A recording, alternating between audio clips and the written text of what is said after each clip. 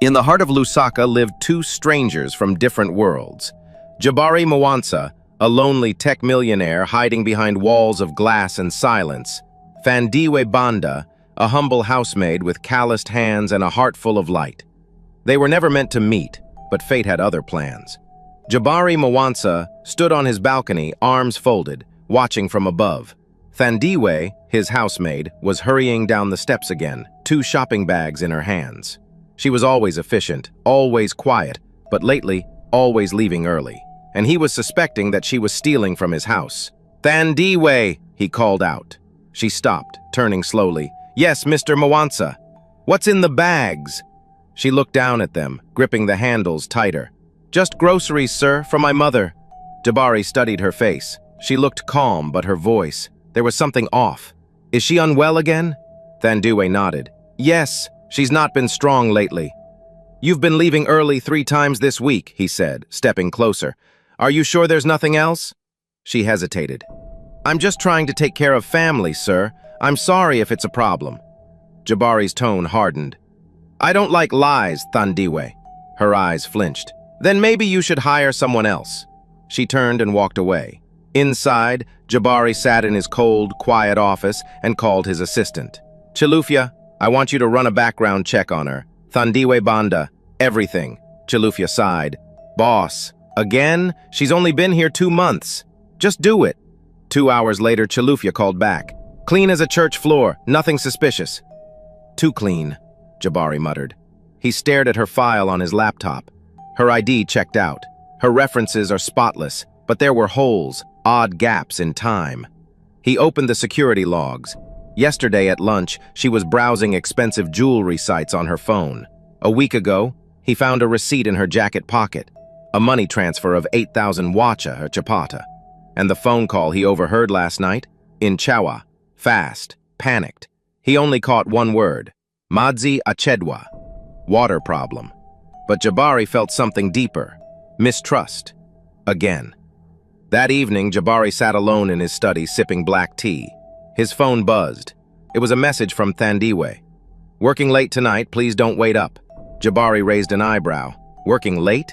He hadn't assigned her any evening duties. In fact, he'd given her the night off. His heart beat faster. She's lying. He stood up, grabbed his car keys, and walked to the garage. His black Range Rover purred to life. "If there's nothing to hide," he muttered, "why lie?" He parked a few streets away from the usual bus stop in Kabulonga. Just past 6:15, he saw her, Thandiwe, wearing a blue chitenge skirt, head down, holding 2 shopping bags. She boarded the number 12 bus heading to Madis Township. Jabari followed quietly, 3 cars behind. The roads changed quickly. Neat lawns turned to dusty alleys. Streetlights flickered. Children played near ditches. The bus stopped, and Thandiwe stepped off near a crumbling building with faded paint. A sign above the door read, Tiende Pamadzi Community Center. Jabari frowned. "What is this place?" He parked and walked closer, staying in the shadows. Through a cracked window, he peeked inside. There she was. Thandiwe placed the bags on a small table. A group of elderly men and women sat in plastic chairs, each holding a notebook. Thandiwe smiled, warm and wide. "Okay, let's practice again. Can I please have a glass of water?" The old man beside her mumbled something. She bent beside him gently, repeating the phrase with patience. Laughter erupted when an old lady said, "Can I have chicken and 3 husbands?" The whole room chuckled, including Thandiwe. Jabari stepped back, stunned. She's not stealing, she's teaching. She's feeding people, she's giving. For the next hour, he watched her lead the class, help serve sandwiches, and clean up with the elders. Her face glowed. This wasn't the quiet housemaid he knew. This was someone full of purpose. Inside him, something cracked. All this time, he thought she was hiding something dark, but what she was hiding was light. Jabari couldn't stop watching her. From the cracked window, he saw a woman transformed. Thandiwe was laughing, moving from one student to the next, correcting words gently, kneeling by their chairs, clapping when they got it right. "Very good, Mama Joyce. That was perfect." She gave encouragement like water, freely, endlessly. Jabari leaned against the wall outside, heart tight in his chest. She had never smiled like that in his house, never laughed so openly. He had only seen her as quiet, careful, like a shadow moving between rooms. But here, she was the sun. After the lesson, Thandiwe opened her shopping bags and brought out loaves of bread, small packs of juice, some boiled eggs and bananas. She laid them on a table and began handing them out. "Eat, Mama Cheleshe, you didn't have lunch today?" "Baba Tembo, take 2 eggs. You walked all the way here." They joked, ate, and thanked her like she was a daughter to them. One of the men said, "We don't just come for English, we come for your love." She smiled, wiping her hands. "And I come for all of you." Jabari backed away slowly, shaken. That night at home, he couldn't sleep. Instead, he sat in his study, searching everything he could find about Tienda Pamadzi Community Center. It was worse than he expected. The building was old. Their donation records were public. The center ran almost entirely on volunteer help and small gifts from market vendors and church groups. Rent was overdue. Their programs were shrinking. They were 3 months away from shutting down. Jabari stared at the screen. She's working 3 jobs to keep this place alive. He opened his banking app, stared at the screen for a long time, then typed in K1 million kwacha. He didn't attach his name. The next morning, Jabari sat at the kitchen table sipping tea when the door opened. Thandiwe rushed in, beaming. Her eyes were sparkling like morning dew. "Mr. Mwansa!" she shouted. "You won't believe what happened!" He raised an eyebrow calmly. "The center. Someone donated 1,000,000 kwacha yesterday, just like that. We can pay rent, buy supplies, fix the leaking roof." "Really?" Jabari asked, setting his cup down. "That's incredible. I can't believe it. Whoever it was, they saved us. They didn't leave a name, they just believed in what we do." Jabari smiled faintly. Good people still exist, it seems. Thandiwe nodded, hand over her heart. Yes, they do. And for the first time in years, Jabari Mwansa felt rich. Not in money, but in meaning. Jabari started staying home more often. He told himself it was just to rest. But somehow, every time Thandiwe entered a room, he'd find a reason to be there too. One afternoon, she was wiping the bookshelves when he cleared his throat behind her. "You're always so focused," he said. She turned, surprised. "I try to do things properly." "Even when no one is watching?" She smiled faintly. "That's when it matters most." They began to talk more. At first, small things. The weather, traffic, household chores. But slowly, their conversations grew deeper. One day, she was in the kitchen, scribbling in a notebook. Jabari noticed. "Studying?" Thandiwe nodded.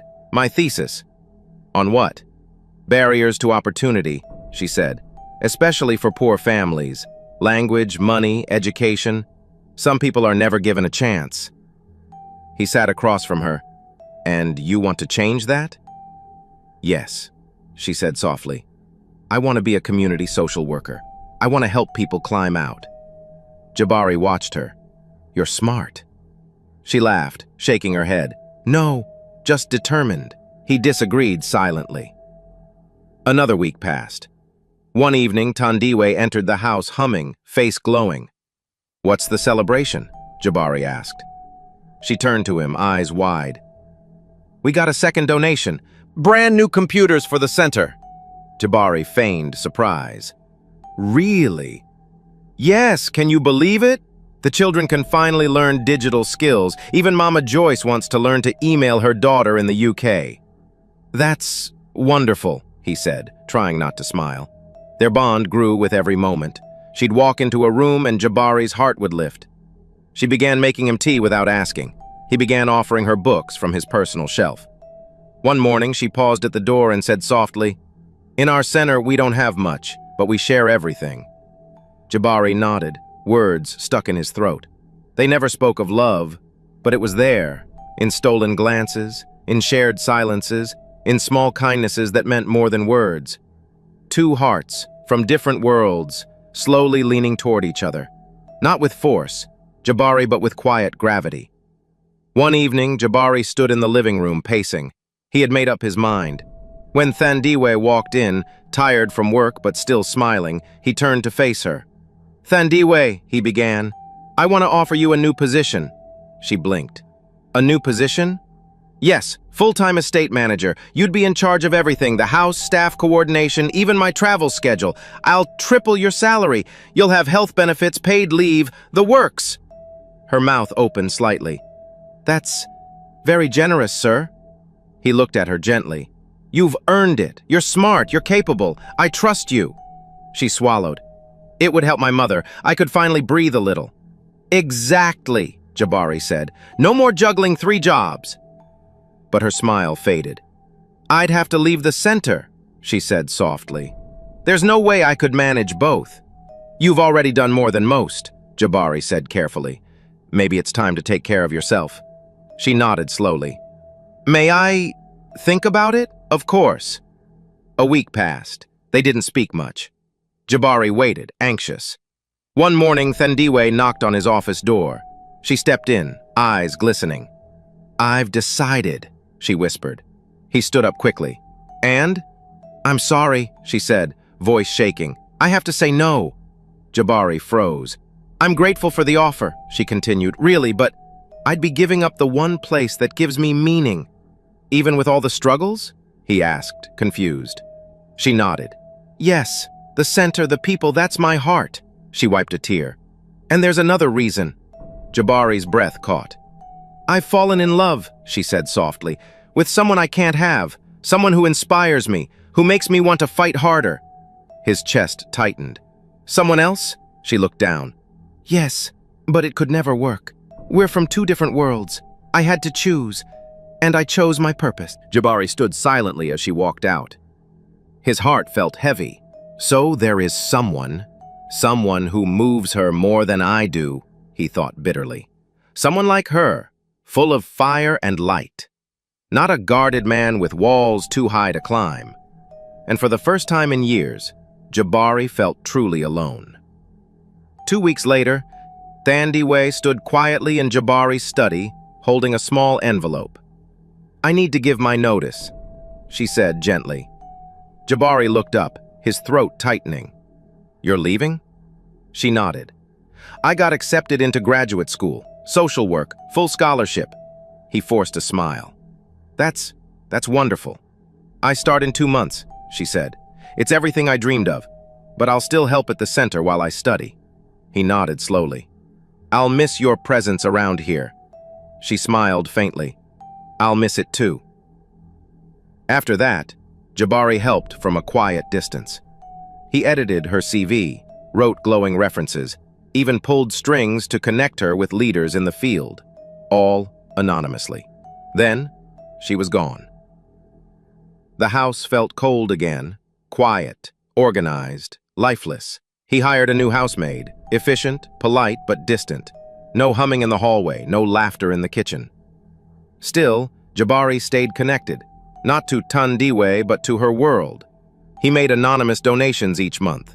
The center added new chairs, fixed the windows, even launched a youth program. And she was everywhere, on flyers, in news clippings, smiling as she helped others grow. One quiet Saturday, an envelope arrived at Jabari's gate. No name, just a wax seal of the community center. He opened it slowly. "You are invited to the Tiende Pamodzi annual gala honoring our Volunteer of the Year, Miss Thandiwe Banda." Jabari sat down, the paper trembling in his hands. Volunteer of the Year. She had done it. She had become exactly who she said she wanted to be. He looked out the window. The city lights flickered like distant dreams. He wasn't sure why his heart beat so fast. Maybe it was pride. Or maybe it was the feeling of fate knocking one last time. The Tiende Pamodzi Center looked like a dream that night. String lights twinkled above, and families sat at decorated tables, laughter filling the air. Jabari stood quietly near the back wall, dressed in a dark blue suit. He didn't belong here, not really, but he had to see her. Then he saw her. Thandiwe walked in, wearing a simple green dress, her hair tied back, her eyes shining. She moved through the crowd with grace, hugging students, shaking hands with elders. Their eyes met across the room. She paused. His heart jumped. Before he could move, someone stepped on stage. "Please welcome our Volunteer of the Year, Thandiwe Banda." The room erupted in cheers. Thandiwe walked to the stage holding a small glass plaque. She took the mic, her voice steady. "This place saved me," she said. "When I felt small, it made me feel needed. When we almost closed, someone gave, quietly, generously, without asking for anything in return. An angel we never met." She paused, her eyes sweeping the crowd. For a moment, they landed on Jabari again. "To that person, wherever you are, you saved us. You gave people like Mama Joyce and Baba Tembo another chance to dream." The applause was thunderous. After the ceremony, Thandiwe found Jabari standing near the hallway. "You came," she said, voice soft. "I had to," he replied. They stood in silence. "There's something I need to tell you," Jabari said. She nodded. "The donations, the computers, even the money for your mother's surgery. It was me." Her eyes widened. "You?" "I followed you that night. I thought you were stealing, but instead I saw the most beautiful thing I've ever seen." Thandiwe stepped back, hurt. "You watched my life, and never told me? You helped in silence, without asking if I wanted it?" "I was afraid," he admitted. "Afraid you'd reject it. Afraid you'd reject me." She looked at him long and hard. "I didn't fall for just anyone, Jabari," she whispered. "The man I loved was impossible, generous, quiet, brave." He blinked. "You were the impossible man all along," she said. Tears welled in his eyes. "Thandiwe," he whispered, "I love you." She smiled softly. "Then let's stop hiding." And in that moment, two hearts finally met, not in secret, but in full light. They stood in the quiet hallway, tears in their eyes. Jabari reached for her hand. "I thought I'd lost you," he whispered. Thandiwe shook her head, smiling through tears. "You found me, Jabari. You just didn't know you were looking."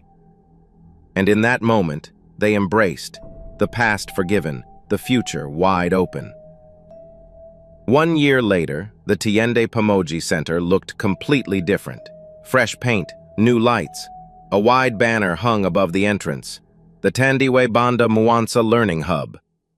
Underneath it, rows of chairs filled with guests from every corner of life. Businessmen in suits, market vendors in colorful chittinges. Former students and city officials sat side by side. Inside, the room glowed with candles and soft music. Flowers lined the aisles. At the front, Jabari stood proudly, dressed in a cream-colored suit with green embroidery. Then Thandiwe entered, glowing in a white lace gown. The entire room stood. Mama Joyce whispered, "Now that is what purpose looks like in love." As they said their vows, Jabari's voice trembled. "You didn't just change my life. You gave it meaning." Thandiwe smiled, her voice strong. "You didn't rescue me. We rescued each other." Cheers erupted as they were pronounced husband and wife. Later, at the reception, guests danced in circles, elders clapping, children laughing, rich and poor moving together in rhythm. From that day on, they built not just a home, but a mission. The Mwanza Banda Foundation began helping immigrants across Zambia, teaching, feeding, lifting others with love and dignity. And as the night wore on, Jabari and Thandiwe swayed gently on the dance floor, candles flickering all around them. In that moment, it was clear. Love, when rooted in purpose, doesn't just build homes, it builds legacy. My beautiful family. What did this story teach you? For me, it reminded me that love rooted in purpose can heal the deepest wounds and build the strongest legacies. If you believe that kindness, sacrifice, and faith still have power in today's world, type legacy in the comments. I'm waiting to hear your thoughts, and if this story touched your heart, don't forget to like, subscribe and share so we can keep telling these beautiful African tales.